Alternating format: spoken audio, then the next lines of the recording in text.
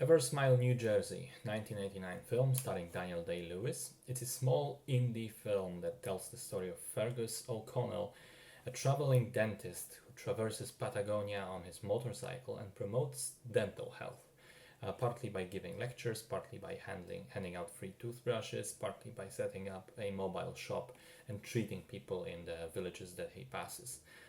At the beginning of the film, his motorcycle breaks down and he spends a few days repairing it at the house of a random passerby that picks him up in his truck. He befriends the man's daughter, Estella, who then decides to join the dentist on his journey, and together they go engaging in various adventures and antics. So, what Eversmile really is at its core is a story of that hopeless idealism, of losing yourself in your passion and conviction so much that you almost lose touch with reality. But it is also about finding friendship and love in the most unlikely places.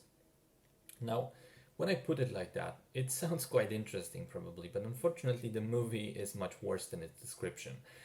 It was very clearly made on low budget with inexperienced people, which shows through flawed acting, cinematography, editing. Even the aspect ratio is almost square like in a TV film, which doesn't help too much. And the script is kind of bizarre and tonally all over the place. Some of the things that happen are purely comedic, some are downright tragic, some just feel out of place in the film. There's very little cohesion between the chapters of the story, I felt like. And I've learned that actually what happened once the movie was finished was that the director submitted his first cut to the production company. The producers didn't like it. They recut the film completely in what ended up being a vastly different product than what the director intended, and that's what we ended up with. So maybe that's what's at fault.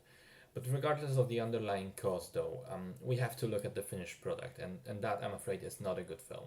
It is only interesting as a window into the early career of Daniel Day-Lewis, who is the only shining point of Eversmile, but doesn't offer much more.